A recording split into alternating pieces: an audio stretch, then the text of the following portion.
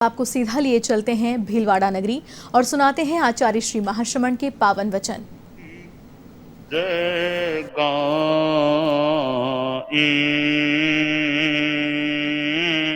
हम महावीर तुम्हारे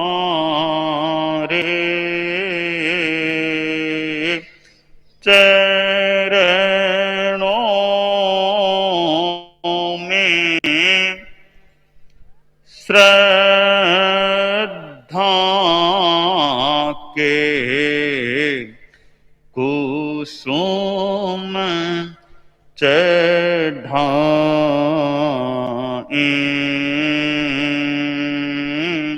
हम। पन्नगे च सुरेन्द्रे च कौशिके पाद संस्पृशि निर्विशेष मनस्काय श्री वीर स्वामिने नमः। थाणम आगम में कहा गया है, 10 विधे सत्थे पन्नत्ते तंजहा संगह शिलोगो सत्थ मग्गी विषम लोणम शिणेहो खारमं बिलम दुःख उत्तो मनोवाया काओ भावो य अविरति। 2 शब्द हैं, एक है शास्त्र और दूसरा शब्द है शस्त्र। आ और ए का अंतर है, बाकी दोनों समान शब्द हैं, परंतु दोनों में अर्थ का बड़ा अंतर है। शास्त्र क्या होता है? शासनात्राण शक्तिश्च शास्त्र मित्य विधीयते। शास्त्र वह होता है जिससे शासन मिलता है, शिक्षा मिलती है, अनुशासन मिलता है और जिसमें त्राण देने की शक्ति होती है, वह शास्त्र होता है। हम अपने शास्त्रों को, ग्रंथों को, इनको देखें, इनमें शासन की बात भी है, संयम की बात भी है, और इन शिक्षाओं को अंगीकार कोई कर ले तो आत्मा को त्राण भी मिल सकता है। तो शासनात् त्राण शक्तिश्च शास्त्र मित्य भी धीयते। अथवा दूसरा अर्थ में संस्कृत के संदर्भ में करने का प्रयास करूं, शास्यते अनेन इति शास्त्रम, जिसके द्वारा शासित हो, शासन किया जाए, अनुशासन दिया जाए, निर्देश दिया जाए, वो शास्त्र मान लें, तो यह शास्त्र है। अब दूसरा शब्द है शस्त्र। शस्त्र क्या होता है? शस्यते हिंस्यते अनेन इति शस्त्रम, जिसके द्वारा हिंसा की जाए वह शस्त्र होता है। तलवार है, उसका कोई उस रूप में प्रयोग करे तो हिंसा की जा सकती, वो हिंसा का साधन है। खड्ग हिंसा का साधन है। तो यहां आगम में शस्त्र के 10 प्रकार बताए गए हैं। एक प्रश्न हो सकता है, यह धर्म ग्रंथ है, इसमें तो धर्म की बात बताते, संयम की बात बताते, शस्त्र की बात इसमें क्यों बता दी गई है? या तो अहिंसा की बात बताने वाला होना चाहिए, शस्त्र की बात क्यों बता दी गई इसमें? एक प्रश्न तो हो सकता है, परंतु कभी कभी अहिंसा के पालन के लिए हिंसा को भी समझना अपेक्षित हो सकता है। पाप से बचने के लिए पाप को जान लेना भी अपेक्षित हो सकता है। आश्रव से बचने के लिए, संवर करने के लिए आश्रव को समझ लेना भी अपेक्षित है। देखिए हम नव तत्वों में, वहां पाप की बात भी, नव तत्वों में पाप भी आ गया, आश्रव भी आ गया, बंध भी आ गया। भी नव तत्वों में धर्म की चीज में ये पाप की बात क्यों आई? तो भी पाप को इसलिए बताना अपेक्षित है कि प्राणी पाप को जान करके पाप से बच सके।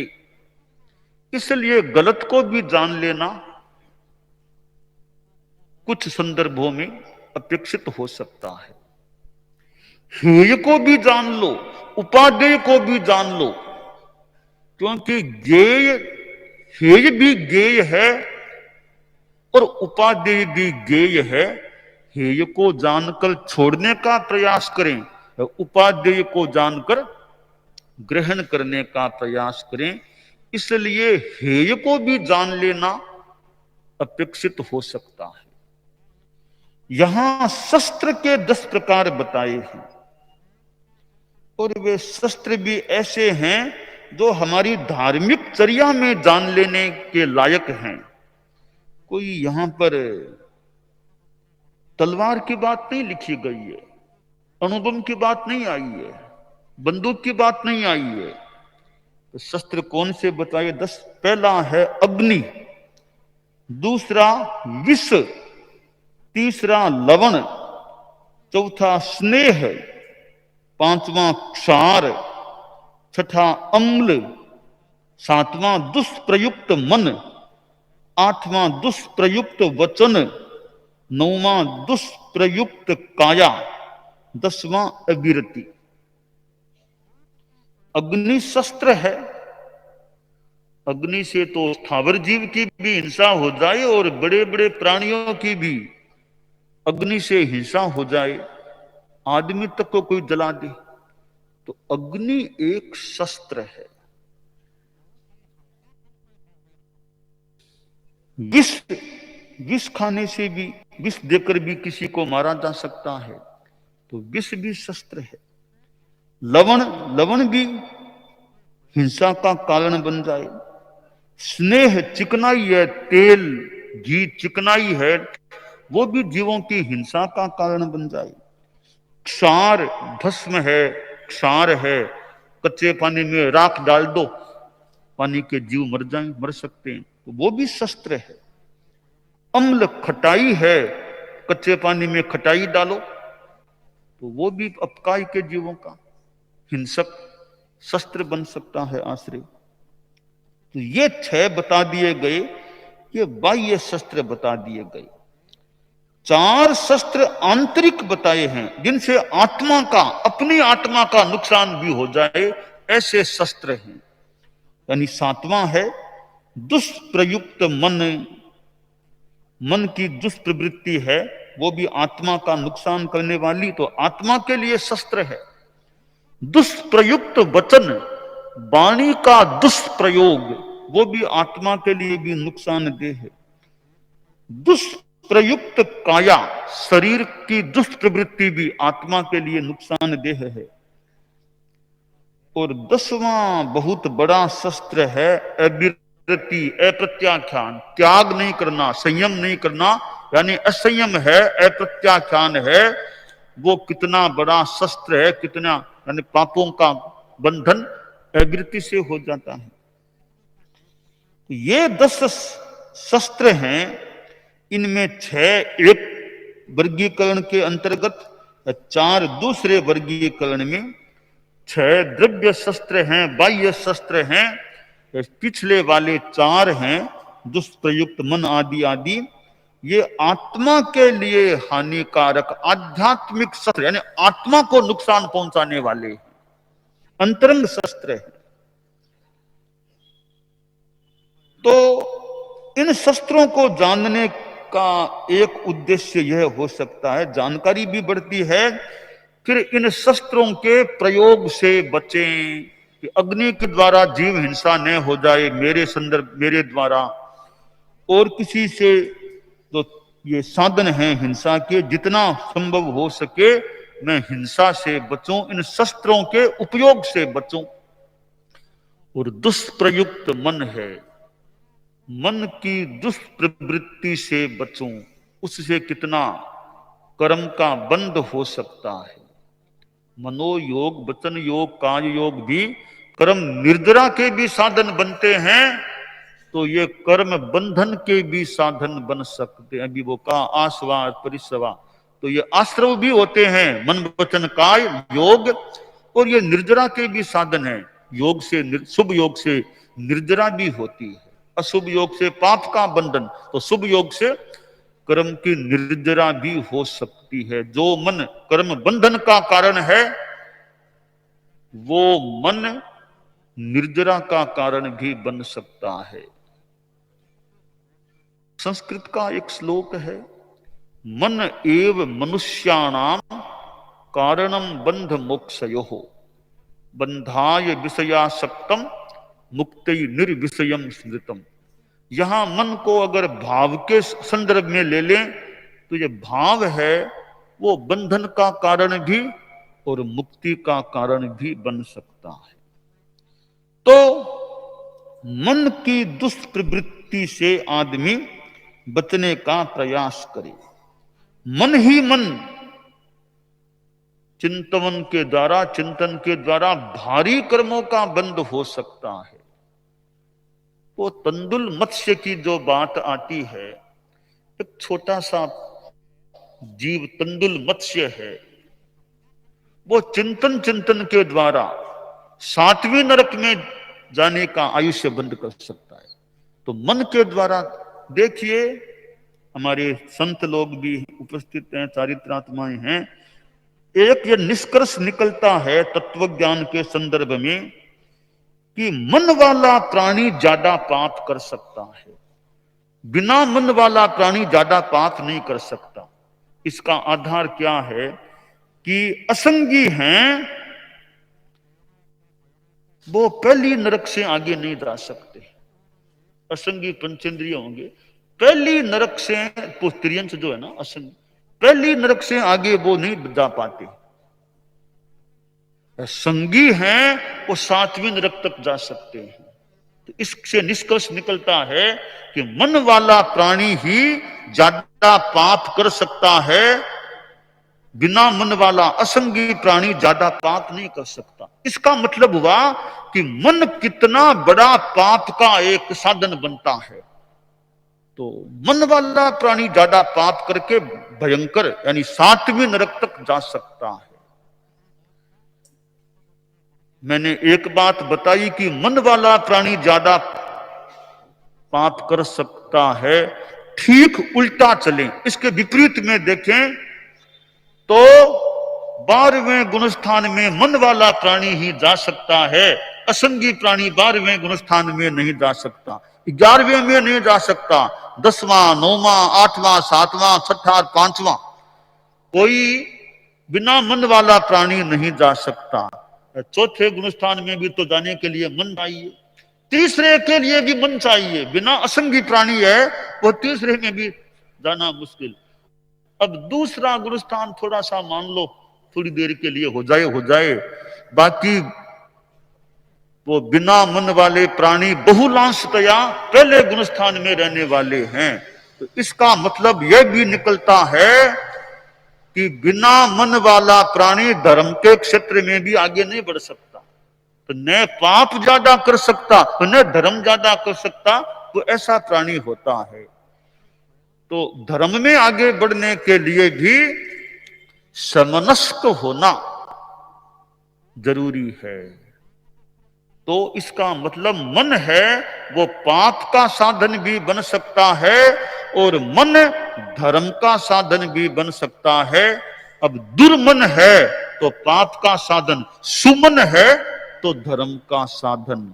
हम यह प्रयास करें हम दुर्मनहा न बने, हम सुमनहा बने रहे, बनने का प्रयास करें, दुर्मन न बने, सुमन बने, अच्छा शुभ मन वाले रहें। शिव संकल्प मस्तु में मन है, पवित्र संकल्पों वाला हमारा मन होता है, वह मन हमें बहुत ऊंचा उठा देता है। और एक भूमिका आती है, मन से बहुत धर्म किया जा सकता है, तो एकदम ऊपर शिखर पर अब आगे जाना है तो मन से भी मुक्त होना होगा। मन को पाकर के फिर मन से साधना के द्वारा मुक्त होना होगा। इसलिए 13वां गुणस्थान है। 13वें गुणस्थान में जो केवल ज्ञानी मनुष्य हैं उनको संगी नहीं कहना, असंगी भी नहीं कहना, वे नो संगी नो असंगी हो जाते हैं। मन वाले भी नहीं है, बिना मन वाले भी, असंगी भी नहीं है। 13वें गुणस्थान वाले मनुष्य हैं वो नो संगी नो असंगी होते हैं। 14वें गुणस्थान में तो मनोयोग है ही नहीं, वो तो बिल्कुल ही अयोग अवस्था है। तो 13वें 14वें गुणस्थान का मनुष्य संगी भी नहीं असंगी भी नहीं, नो संगी नो असंगी। तो प्रश्न हो सकता है मन नहीं है तो असंगी क्यों नहीं, असंगी नहीं तो फिर संगी क्यों नहीं कहलाते? इसका भी कारण है कि असंगीपना है वो तो जो छोटे प्राणी असंगी होते हैं, एकेंद्रीय बेंद्रीय आदि, ये उनका मनोकर्मों का उदय है, उनमें विकास नहीं है, अविकसित प्राणी है। आसातना ने उन जीवों की भी उनमें विकास नहीं है, उनमें ज्ञानावल्य का भारी उदय है कि मन की भी अवस्था प्राप्त नहीं है। तो संगित्व है वो ज्ञानावल्य क्रम का क्षयोपशम, माने क्षयोपशम से संगित्व मिलता है। पर केवल ज्ञानी है वो क्षयोपशम से भी आगे चले। केवल ज्ञानी के कोई पूछे कितने क्रमों का क्षयोपशम, उनके तो किसी क्रम का क्षयोपशम नहीं, वे तो क्षय अवस्था वाले हैं। तो क्षयोपशम तक की भूमिका में संगित्व हो सकता है। क्षय की चारों घाती क्रम क्षीण हो चुके हैं, फिर न असंगीपना रहा न संगीपना। कर्मों का ज्ञानावल्य का उदय नहीं तो असंगीपना भी नहीं, क्षयोपशम नहीं तो संगीपना भी नहीं, तो क्षय अवस्था में है, वे नो संगी नो असंगी हो जाते हैं। और 14वें गुणस्थान में तो खैर संपूर्ण अयोग अवस्था है। अबंधो योगी, अयोगी है उनके न तो पुण्य का बंध होता है न ही पाप का बंध, वो तो अबंध अवस्था में रहते हैं। तो शास्त्रकार ने जो कहा है कि दुष्प्रयुक्त मन भी एक शस्त्र है, ऐसा बताया है। तो वाणी भी दुष्प्रयुक्त है तो वह भी एक शस्त्र है। दुष्प्रयुक्त काया है तो वह भी एक शस्त्र है। मैंने संतों के सामने प्रश्न रखा था, एकदम अभी तक निष्कर्ष नहीं आया होगा। मैंने प्रश्न रखा संतों के सामने, प्रश्न को परिष्कृत करके रखा कि एक घोड़े पर बैठा हुआ आदमी जा रहा है, घोड़े पर सवारी या यात्रा कर रहा है, तो कार्य योग त्याग भी, कार्य योग तो मान ली, सावध्य कार्य योग है, घोड़े की यात्रा हो रही है। तो मैंने आगे की बात कही, घोड़े पर बैठा हुआ वो आदमी है, वो नवकार मंत्र का जप करता है वाणी से, और मुपत्ति भी बांध ली है, तो वायुकाय की देना वाली बात भी न माने, मुपत्ति बांधे हुए वो नवकार मंत्र का जप करता हुआ चल रहा है, घोड़े पर यात्रा उसकी चालू है। उसका वो वचन योग सावध्य है या निर्वध्य है? मैंने प्रश्न किया। हमारे अच्छे विशेष संत हैं, हमारे मुनि श्री उदित कुमार जी स्वामी, जो मेरे सह दीक्षित भी हैं और ऐसे, तो मैंने आपसे पूछा, थोड़ा तो आपने बताने का प्रयास किया, बाद में आप भी आगे न बोलने की स्थिति में आ गए कि आगे बोल फरमाया नहीं कुछ भी। यानी मुझे लगा कि उत्तर देने में कठिनाई लग रही है, उत्तर देने में कठिनाई हो रही, क्या उत्तर दिया जाए? घोड़े पर बैठा हुआ यात्रा करता हुआ आदमी मुपत्ति बांधे हुए नवकार का बोल के जप कर रहा है, वो वचन योग सावध्य है या निर्वध्य है? तो मुनि श्री उदित कुमार जी स्वामी भी थोड़ा सा बात करने के बाद संभवतः उत्तर न देने को पसंद कर लिया, उसमें उत्तर नहीं देना चाहिए, यानी उत्तर को आगे स्पष्ट फरमा नहीं सके थे, यानी एक चिंतन का सा आपके लिए भी संभवतः विषय बन गया था। तो खैर मैंने ये एक बात बताई है, थोड़ी व्याख्यान में बता दी ताकि सुनने वालों को भी कुछ सोचने का मौका मिल सके, कुछ स्फुरना हो सके। तो यहाँ शास्त्रकार ने दुष्प्रयुक्त मन, दुष्प्रयुक्त वचन, दुष्प्रयुक्त काया और अवृत्ति, इनको भी शस्त्र बताया है। और ये अंतरंग आत्मा का नुकसान करने वाले शस्त्र बन जाते हैं।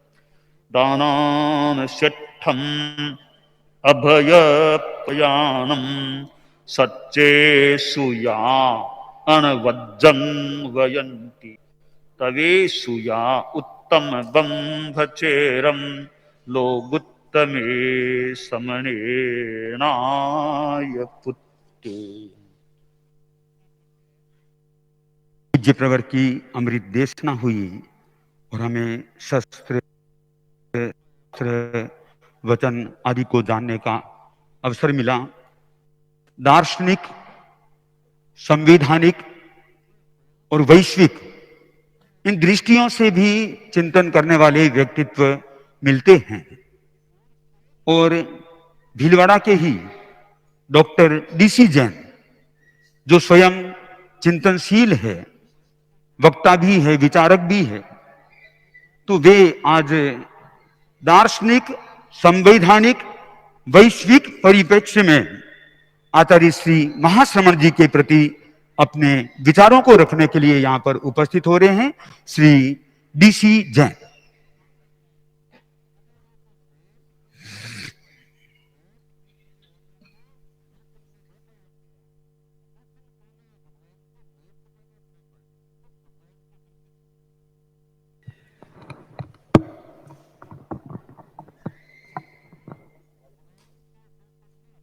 महाप्रतापी पूज्य श्री वंदनीय महाश्रमणी जी, नियोजिका जी, साध्वी वरिया जी, सभी चारित्र आत्माओं के श्री चरणों में सत सत वंदन। आज मैं अत्यंत दुविधापूर्ण स्थिति में हूं कि मुझे एक ऐसे लिविंग स्पिरिचुअल लीजेंड और तेरापंथ धर्म संघ के फिलोसफर किंग, जिनका मैं परम भक्त हूं, जिनके प्रति मेरी अटूट आस्था और प्रतिबद्धता है, उनके बारे में कोई समीक्षात्मक वक्तव्य देना मेरे लिए बहुत टेढ़ी खीर है। फिर भी गुरु चरणों में उपस्थित हुआ हूं, निवेदन जरूर करूंगा। पूज्यवर इंग्लैंड के संविधान में एक बहुत प्रसिद्ध कहावत है, the king is dead, long live the king. राजा मर गया, राजा चिरायु हो। मैंने आपके श्रीमुख से ही मानक महिमा में सुना था कि जो ही पूज्यवर का मास प्रयाण हो जाता है, युवाचार्य अपने आप आचार्य के रूप में प्रतिष्ठित हो जाते हैं। औपचारिकताएं बाद में पूरी की जाती है। सरदार शहर में परम पूज्य महाप्रज्ञ जी का महाप्रयाण हुआ और आपने जब डेथ सर्टिफिकेट मुनि महेंद्र जी को दिया और मुनि श्री महेंद्र जी ने फरमाया उस समय कि अब हम सब आपकी निष्ठा में, आप स्वतः ही आचार्य बन गए। बाद में पछेवड़ी का कार्यक्रम बाद में हुआ, वो एकमात्र औपचारिकता थी। पूज्य श्री यूनान का एक बहुत प्रसिद्ध दार्शनिक हुआ है सुकरात। आपके व्यक्तित्व और कृतित्व के बारे में सुकरात की दो पंक्तियां बहुत सामयिक और प्रासंगिक है।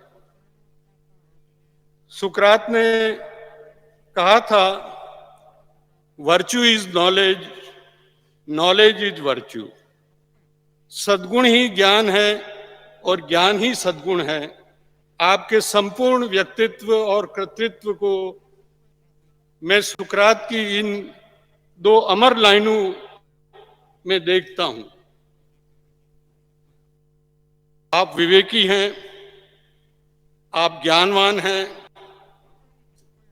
आप करिश्माई पुरुष हैं,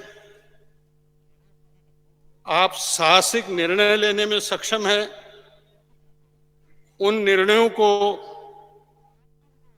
आप चारित्रात्माओं से और अपने अनुयायियों से परिणित कराने में या क्रियान्वित कराने में सक्षम हैं। आप अनुशासन प्रिय हैं, आप मितभाषी हैं और आपकी शैली जनवादी है। साधारण से साधारण व्यक्ति आपके सानिध्य में आता है और परम प्रसन्नता का अनुभव करके वह वापस लौटता है। इसके अलावा आपका व्यक्तित्व बहुत भव्य है। आपका गौर वर्ण, आपकी चाल ढाल और कार्यशैली, मैंने तो अनेक अवसरों पे निवेदन किया था चारित्रात्माओं से भी कि आपके रूप में आचार्य तुलसी का पुनर्जन्म हो गया है। इसके अलावा आप राष्ट्रवाद और आध्यात्म में अपूर्व समन्वय करने की क्षमता रखते हैं। अभी 2 दिन पूर्व ही राष्ट्रीय स्वयंसेवक संघ के संघ संचालक भागवत जी से चारित्रात्माओं का संवाद हो रहा था और उस समय आप भी फरमा रहे थे। मैंने उस पूरे संवाद को और आपके वक्तव्य को भी सुना। मैं बहुत प्रभावित हुआ कि आप तर्क शक्ति के धनी हैं और तर्क शक्ति भी विवेकपूर्ण तर्क शक्ति है आप में। तो ऐसे महान व्यक्तित्व के बारे में मुझे लगता है सुकरात की ये 2 पंक्तियां, सद्गुण ही ज्ञान है और ज्ञान ही सद्गुण है, आप पर पूरी तरह अक्षरतः लागू होती है। यद्यपि मैं अपने वक्तव्य में असाधना भी कर सकता हूं, इसलिए मैं पहले से ही आपसे क्षमा चाहता हूं। यूनान का एक और प्रसिद्ध दार्शनिक हुआ प्लेटो। उसने एक बहुत प्रसिद्ध ग्रंथ लिखा रिपब्लिक। उसमें उन्होंने आइडियल स्टेट की बात की। मैंने पूर्व वक्तव्य में भी इस बात को निवेदन किया था कि आइडियल स्टेट में उन्होंने फिलोसफर की बात की, फिलोसफर किंग की बात कही, जिसके न परिवार हो, जिनके न संपत्ति हो, वो सब आप पर सटीक रूप से लागू होती है। लेकिन प्लेटो का ही एक महान शिष्य हुआ अरस्तु। अरस्तु अपने गुरु के प्रति वफादार नहीं रहा और उसने अपनी पुस्तक जो लिखी उसमें प्लेटो के आदर्श राज्य की उसने निंदा की, आलोचना की और उसने मिश्रित राज्य की परिकल्पना की। लेकिन पूज्य वर्ग की प्रत्येक